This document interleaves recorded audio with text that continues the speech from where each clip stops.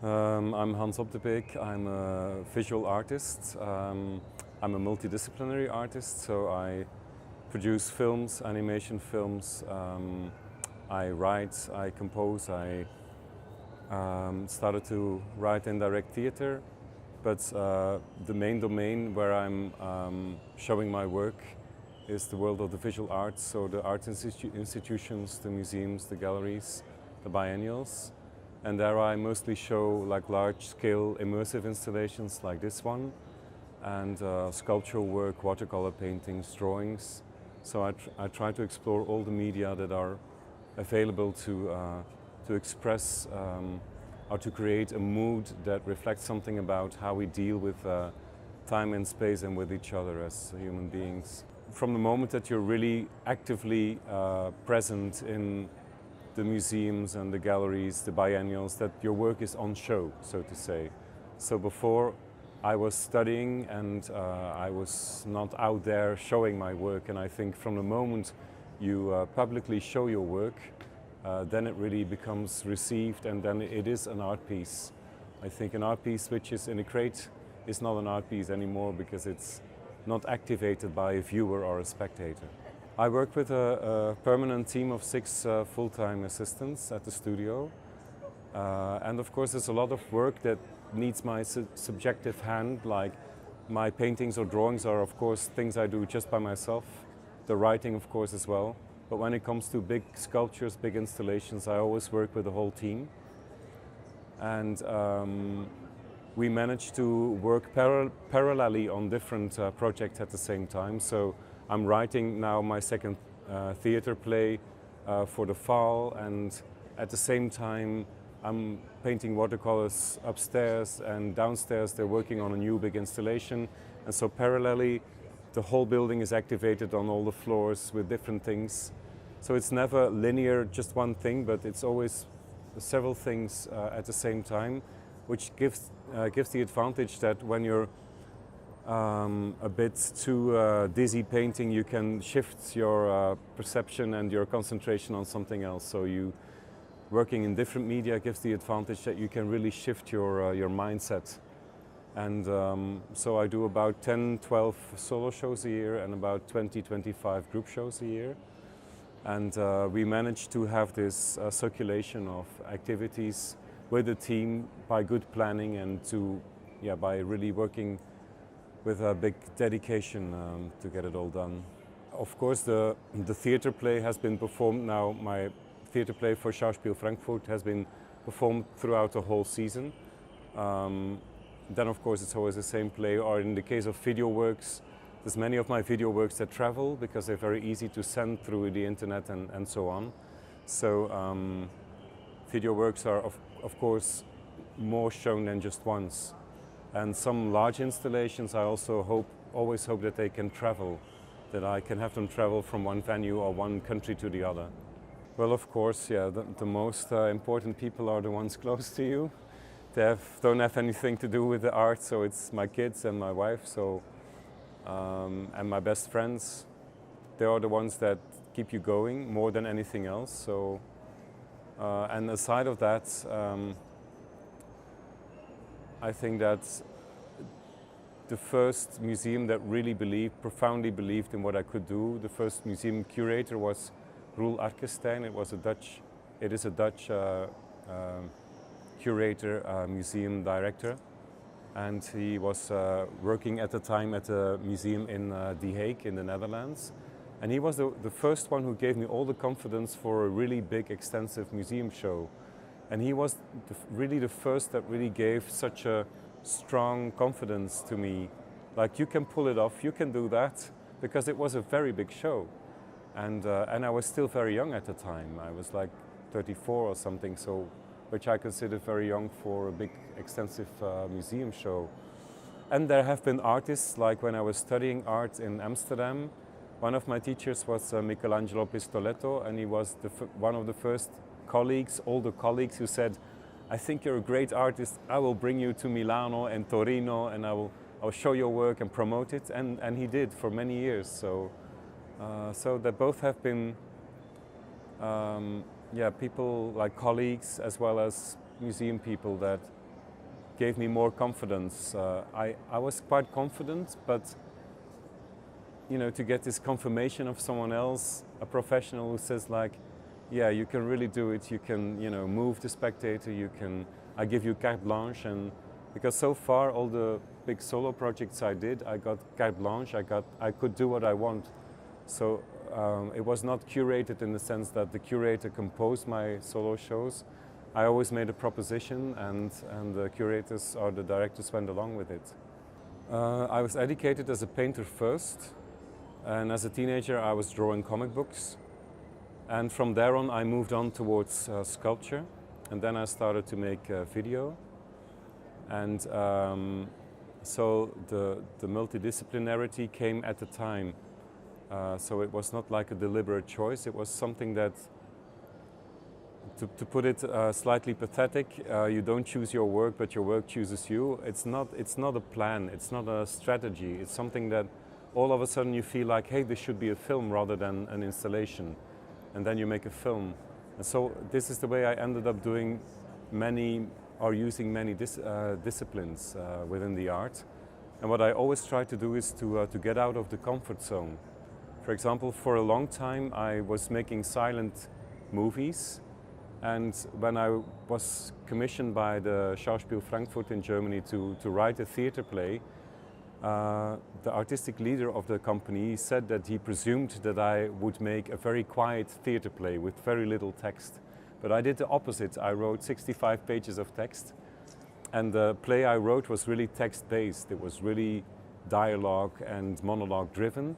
And I deliberately did that because I thought, if I make a quiet play, then I'm in my comfort zone, because that's the mood of my installations.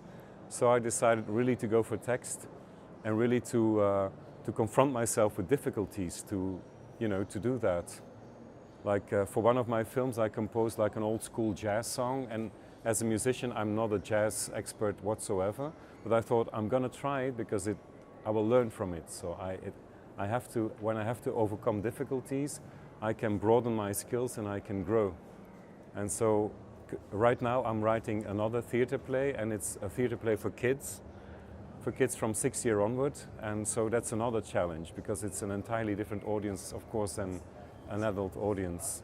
And so every time again I try to stretch my art practice in the sense that I keep learning and keep evolving, that I never feel too overly comfortable in what I do. One of the reasons why I accepted the invitation to write a theater play and to direct it was also that I wanted to have more experience to direct text. And some of my video films have a cinematic approach with multiple cameras and green key and blue key studio recordings and compositing and post-production and all that. And I hope in some years to make a film for which I write a script that I will be directing, for which I do the set and the stage design, the lights, the camera work, the music, like the whole package. And what I did for Frankfurt was already a very nice effort in that direction. But I really hope to someday make a feature film where everything comes together, where I can really conceive the film as a kind of a Gesamtkunstwerk, like a total project in which I can use all the media that I love to use. I'm quite selfish when it comes to that. I did stage design for opera in the past, and there I was always a little frustrated that I could not. It was not my music, it was not my costumes. It was only the stage design, and this is why I started to do theater and write my own play and direct my own plays and do the stage design, the costumes, the music, because I like to take the full authorship. And I think if I would work with other artists, it would be a bit like writing a novel with 2 or 3 other writers, and I could not do that. I feel more comfortable when I just do it by myself, and it's not because I'm arrogant, but it's because I know I function the best in that way. And I can write a horrible play or I can make a horrible installation, but at least I can't say it's someone else's fault, it's always my fault. And when I do something which I like this piece, I can be proud because I just did it, I took it full on, I did it entirely, it's really my authorship, And I love this very clear situation. And I admire people who can collaborate with other artists, but in my case I really love to explore every element or every aspect of the production. Whether it be the script or the staging or the stage design, the lights, the camera work, the sound. There was a time that I was working with 7 galleries, so it was even more complex. And now I work with 4 galleries, Galleria Continua from Italy, China, France and Cuba. Marian Boski from New York, Krinzinger from Vienna, and Ron Manders from Amsterdam. And so they're located in different countries, so they have a different audience. And well, the galleries, it's true, like every 3 years or so you do a solo show there. And I don't have like a main gallery that is organizing everything for me. So I work directly with every gallery separately. And therefore you need to be organized. So at my studio I have someone who takes care of coordinating the contracts or the paperwork, the consignment agreements, the loan agreements, things like that. So it's, but for sure it also demands some managing to make it work smoothly. So I always make proposals to the galleries, and the galleries also always, they're enormously supportive. So the 4 I work with are really brilliant people. I feel very supported. But they give a lot of liberty as well. So when I do a show, I really can do what I want to do. So there's no pressure like you have to do this or that type of work sells better, or there's no pressure whatsoever. So they have been extremely supportive. And one of the things that proves this is that now here at Art Unlimited with this installation, it's so massive that it's unlikely that it will get sold. It could get sold, but you know, it's not a certainty whatsoever. But still, Continua, Krinzinger and Boski helped me, support me to show this project. So it's something which is very generous towards the audience, and it's not like an easy sellable piece. You know, it is really like an experience, and they're happy to support something that is of immaterial value, you could say. Like it's something that is really like a gesture towards the audience. So it's, I'm very happy that that can happen as well. It's not just the art market, it's also about promoting. And yeah, so that's really a very good aspect of the collaboration. Well, I've been teaching at many art academies throughout Europe and also in the States. And what I always say that the key word is dedication. So you have to be very concentrated and dedicated. So you can't do it at 50%, so you always have to do it at 200%. You know, it's like a virtuoso that plays the violin, for example. He or she has to practice like 10 hours a day or something, like, you know, full-on dedication.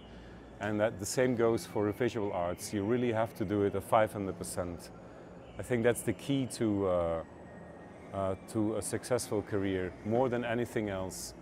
You don't have to go to openings. You don't have to do small talk, and you don't have to so overly socialize with everybody.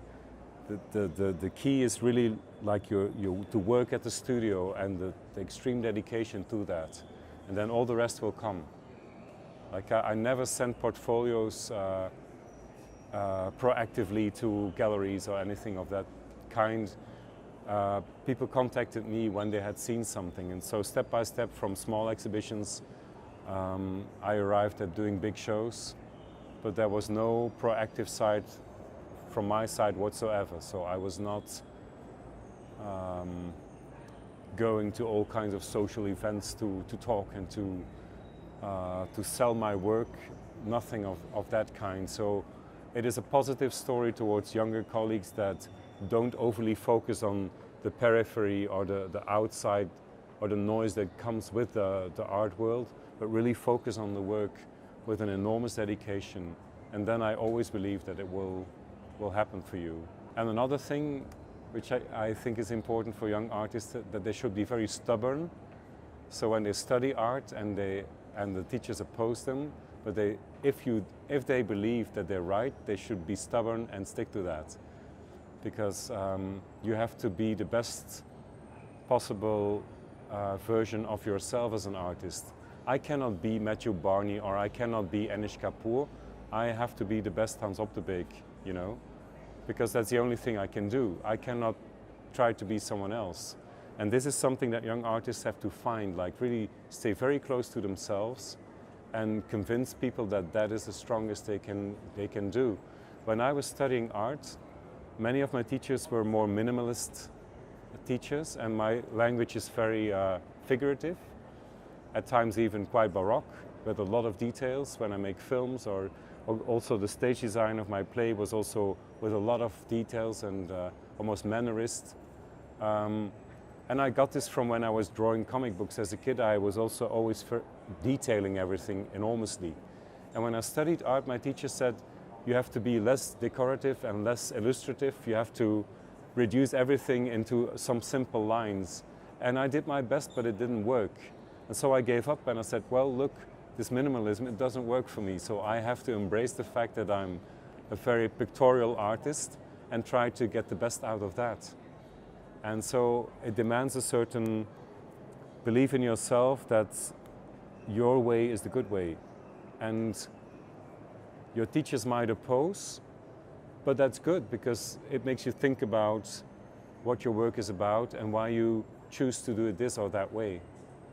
So opposition is fine when you study art. I think as an artist it's important that you have like an inner source or something that is, because today I have a big studio and I have 6 people working with me, but if tomorrow I would have to work in a small room again just by myself, I would be as happy. It doesn't matter for me. So you first have to work on a kind of confidence that you can produce a good piece of art. And I'm the first to say I made a lot of bad art as well. But happily enough, I also made a lot of pieces I'm still very happy with today. So you have to be able to put yourself in perspective. People that think that they're geniuses, I think they have a problem. So I think it's important to stay modest about what you do. Whether you make bread or, like my eldest sister, she's been a cleaning lady for a long time, but she does it really, really well. So it's not important what you do, and I don't differentiate. Like people who are like, oh, you're the artist? I go like, well, yeah, I'm just an artist, you know. It's not something special. It's like in the old romantic times of the art, like the artist was considered a genius, but I think there are very little geniuses. In science we had Einstein, in the music we had Johann Sebastian Bach. Maybe we can call them geniuses, but you have one person like that every 100 years, I think. You know, like, and so all the self-declared geniuses today, I think they might have a problem. They might have a problem. So it's very important to remain modest and serious and dedicated, and just work hard. It sounds silly, you know, and cliche-like, but I think that's the bottom line.